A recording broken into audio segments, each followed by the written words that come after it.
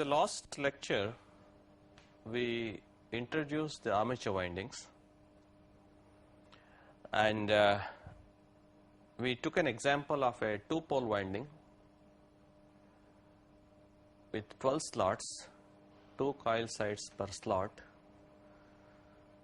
and learned how the windings are connected to the commutator segments, and by identifying the induced voltages and the direction of currents in each of the coil sides, we can identify the location of brushes by identifying the commutator segments which collects the currents at the junction from 2 coil sides, and also that commutator segments which gives out the currents to the 2 coil sides through the junction. So we found in a 2-pole machine there are 2 brushes, and there is no difference between the so-called lap winding and the wave winding. So today we will discuss more in detail of the difference between the lap and wave winding and how these windings are placed and connected with typical number of slots and coil sides and number of poles. Now, to recall, we have seen that in a lap winding, we may have several poles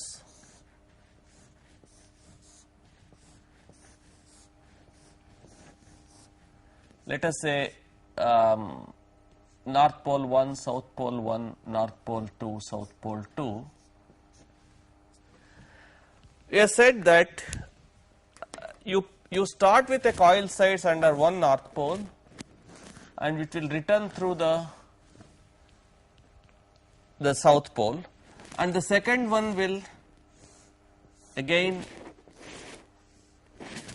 go back to the same North Pole, with the result that the conductors under one pole will have voltages induced in one direction, and conductors under the opposite pole will have voltage induced in the opposite direction, and they are then collected. This whole combination is collected through a pair of brushes.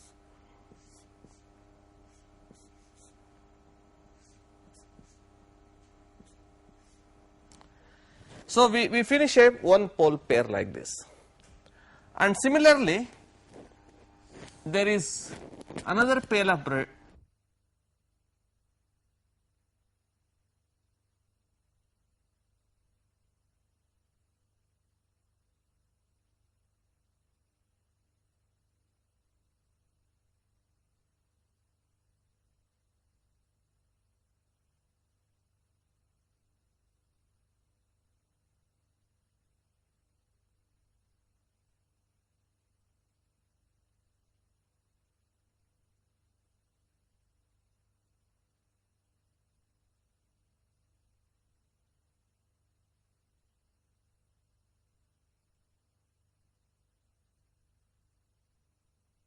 pairs of poles, and we repeat the same thing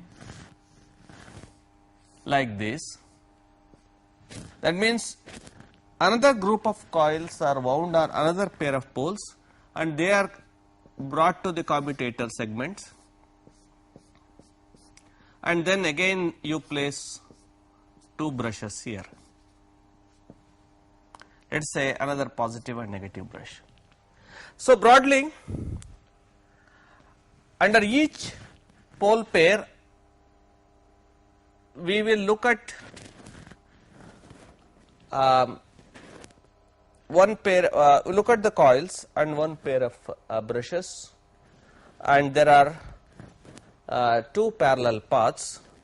So if we say that we will have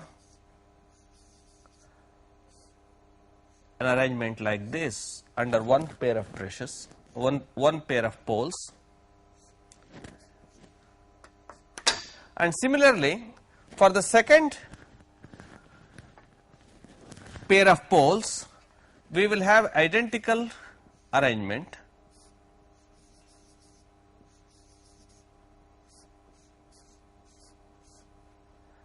with another pair of brushes. Supposing you say B1, B2 and B3, B4, just as an example. So, we will have say B1, B2, B3 and B4. Now, we now observe there are two positive brushes, let us say two negative brushes, and now we connect them, all positive brushes and all negative brushes, to bring out to the terminals, a positive terminals and a negative terminals. Okay. So, you connect, say let us say B1, B3 and also B2, B4, and then B1, B3 the being positive, you have positive terminal, negative terminals. So, this will be the E, that is armature terminal. So, you have the armature terminal plus minus, as we have written it here, plus minus, and each pair of poles there are two parallel paths, okay, and this continues for several pair of poles. With the result, we observe that there are two parallel paths for each pair of poles. Okay, in lap winding, there are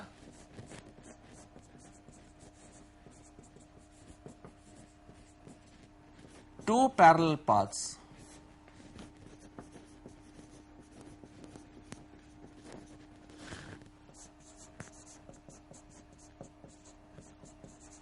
for each pair of poles.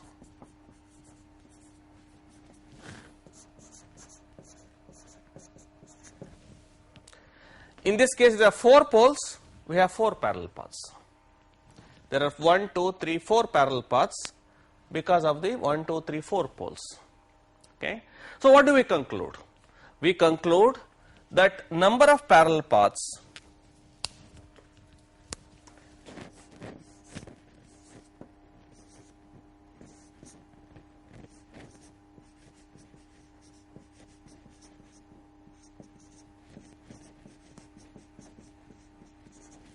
equal to number of poles.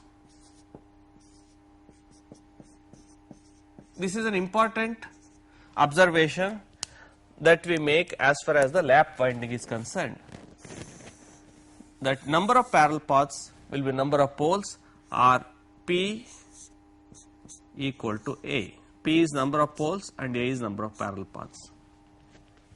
Okay. On the contrary, let us look at a wave winding.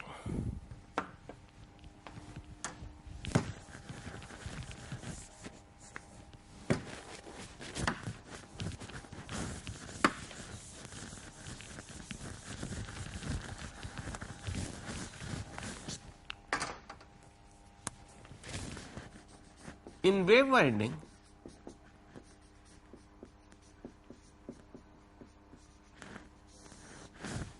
let us say the same number of poles, 4 poles,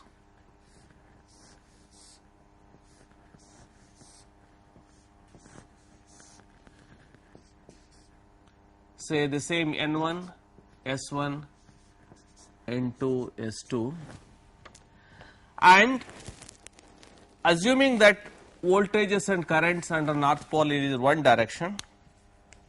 So, this,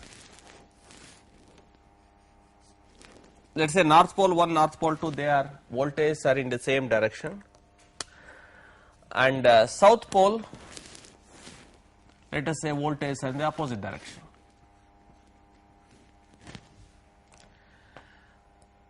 And what we actually do is, in a wave winding, we connect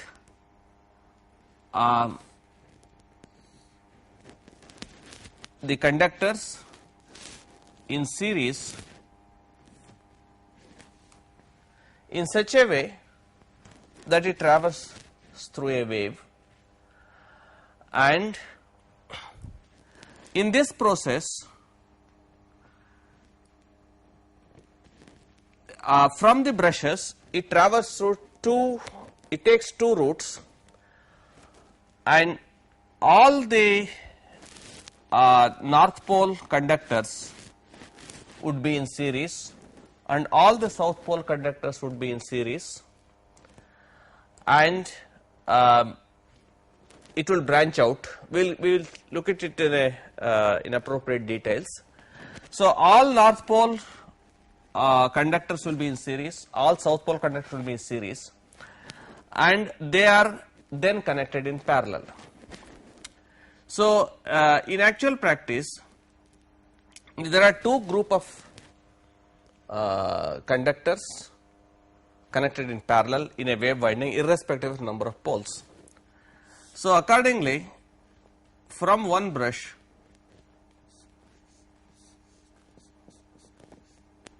let us say B1 or a positive brush, the current branches into two segments. One segments go through a group of coils through several poles, and another segment goes through another group of coils through several poles, and then comes out in a negative brush, let us say minus. So we have one group of coils which emanate from the positive brush and traverse through several poles, all the poles, and another group of coils again traverse through the same poles, but they are in they will connect it in such a way that the appropriate polarities of voltages are added. So irrespective of number of poles, you find there are two parallel paths.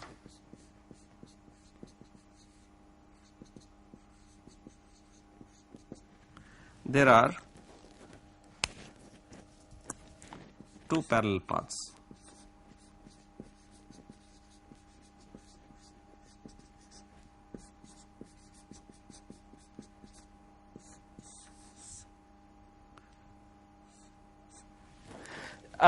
That you will notice that the group of coils which are there will traverse through different pair of poles.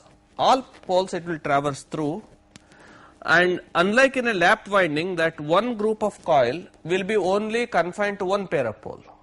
Here it is not so.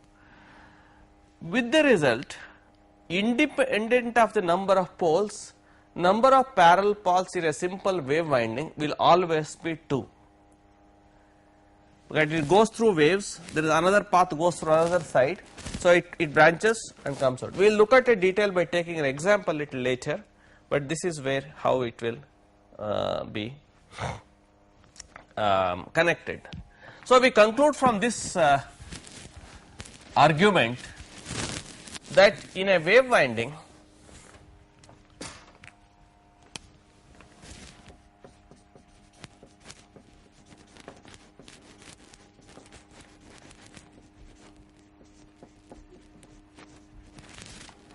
number of parallel paths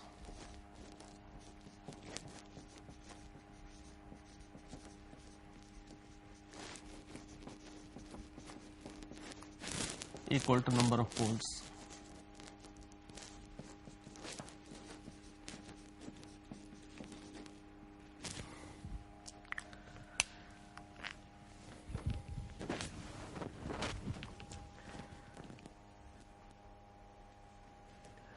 So that means in this case A is equal to 2, independent of number of poles.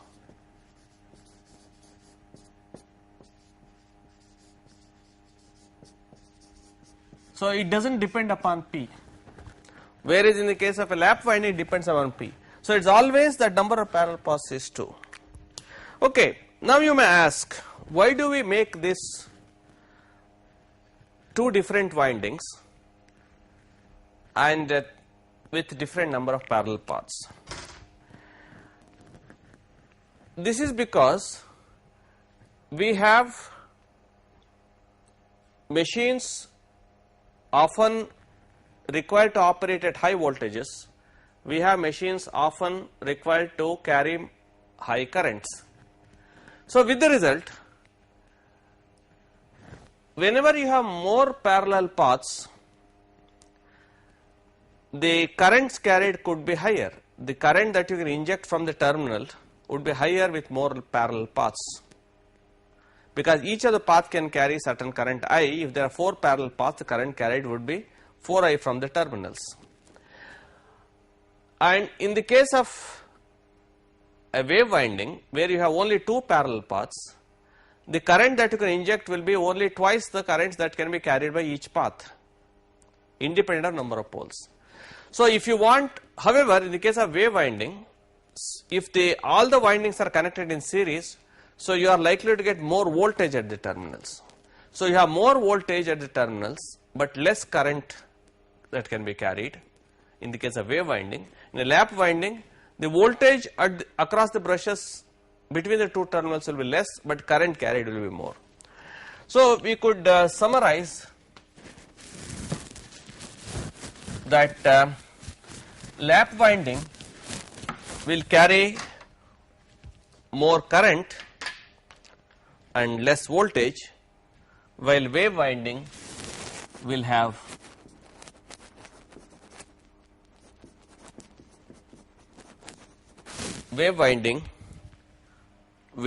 more voltage and less current, maybe for the same power. Okay, so we will say lap winding A equal to P, that is more number of parallel paths, therefore more current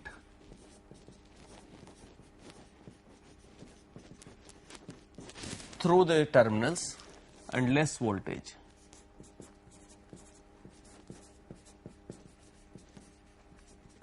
Because number of turns in each of the path will be now less.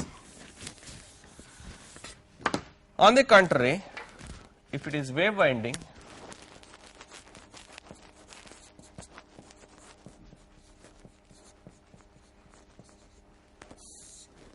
again here A equal to 2, only 2 parallel paths, which would mean there is less current it can carry.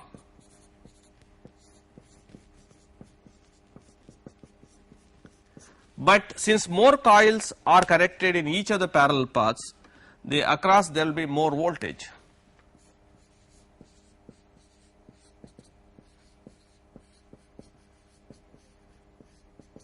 So a high voltage less current machine you can have wave, and high current less voltage machine you can have lap winding.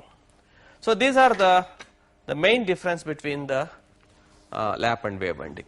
Now let us look at an example of these windings, starting with the lap winding.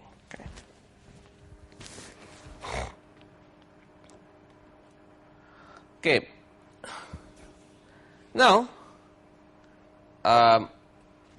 there is a lap winding which is having these specifications. I have taken 12 slots,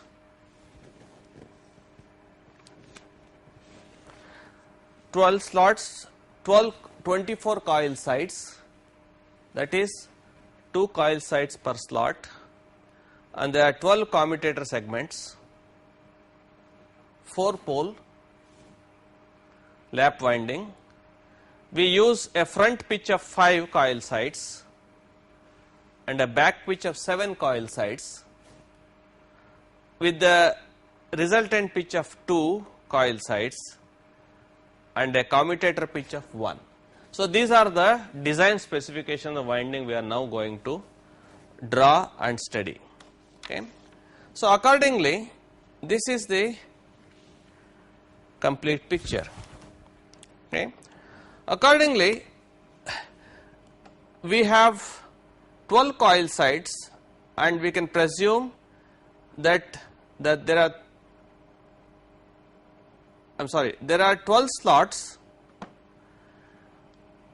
These are the 12 slots, 1, 2, 3 up to 12, and there are 2 coil sides per slots. The red one is the top coil sides and the blue one is the bottom coil side. So, all the odd numbers 1, 3, 5, 7 etc., they represent the top coil sides.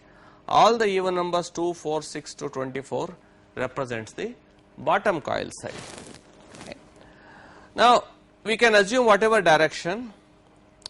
Let us assume that under the north pole the currents are going up. I will draw all the currents here are going up under the north pole. So, suppose the first north pole, all the 6 coil sides carry currents, let us say upwards, and under the south pole let us presume they all carry currents downwards.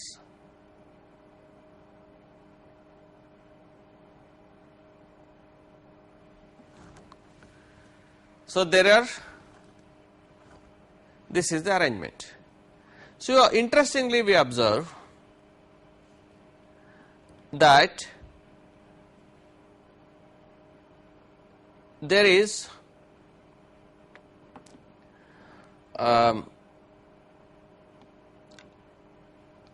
similarly under another north pole, let us say it is up,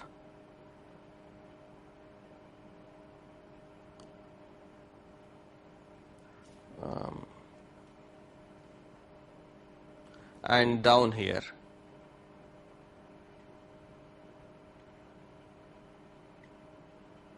Okay.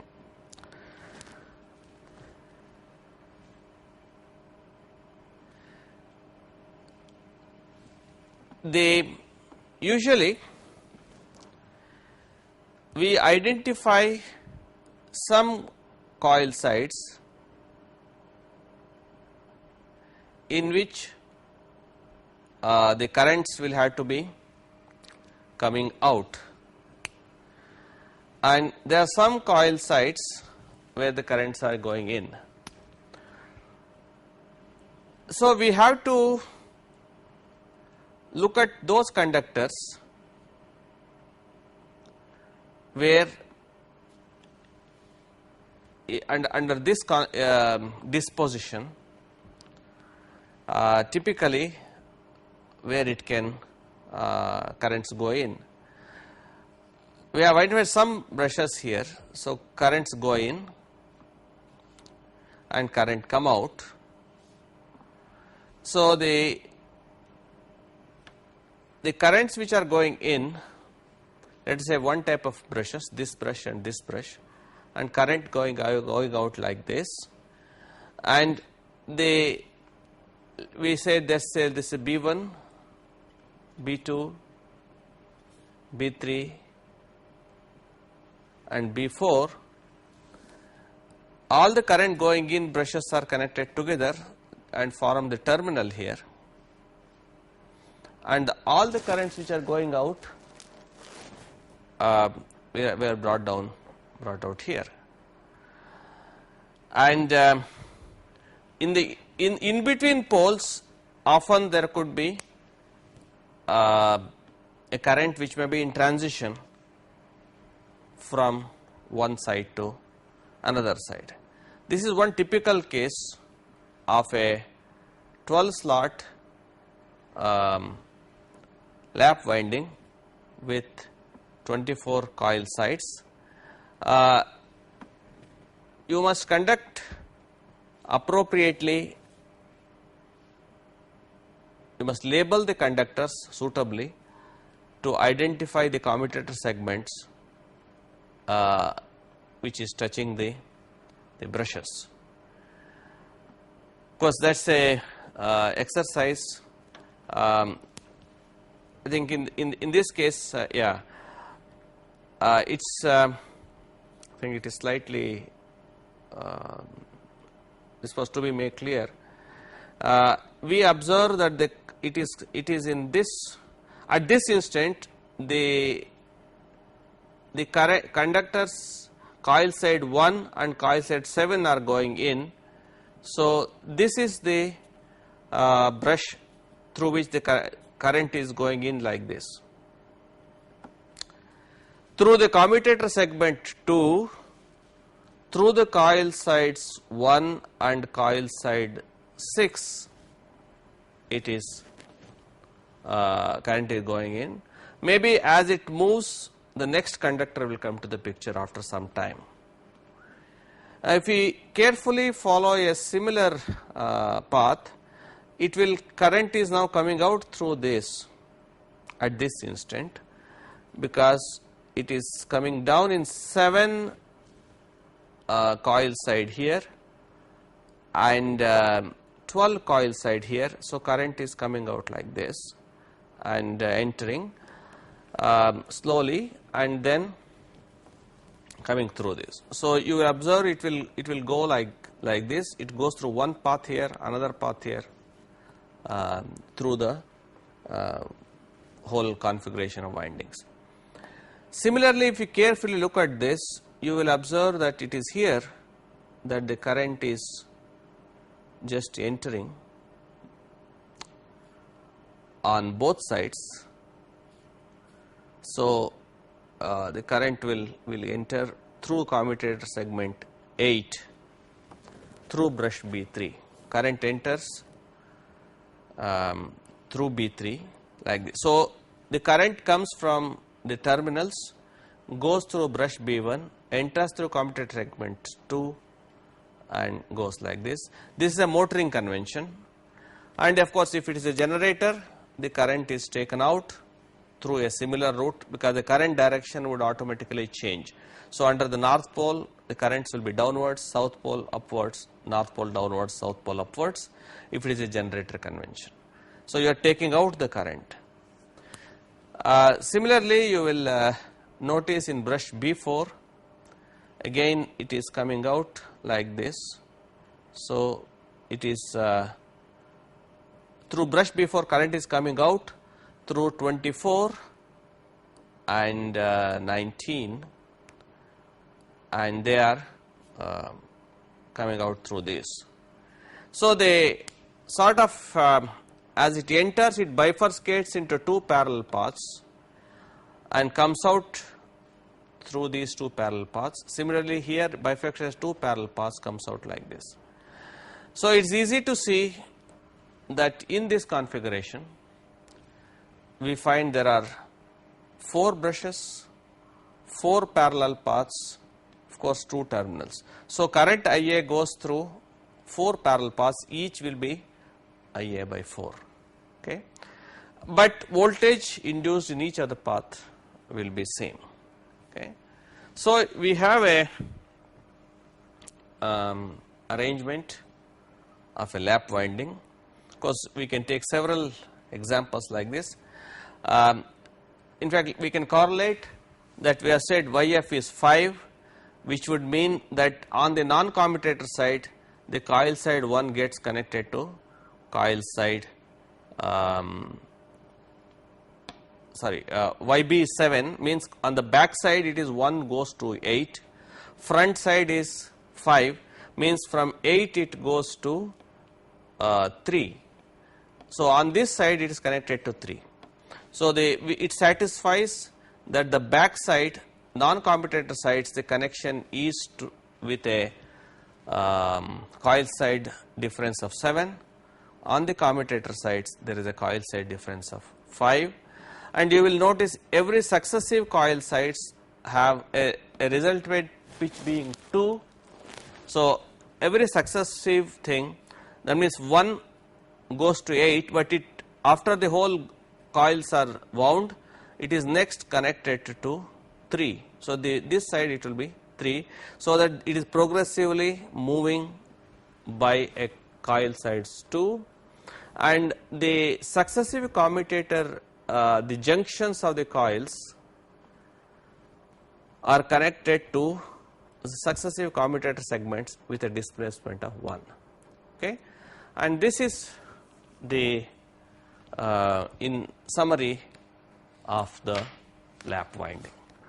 Okay, and now we may have to look at the wave winding, in which it travels through a wave. We can take up some typical examples and understand how the wave windings are drawn.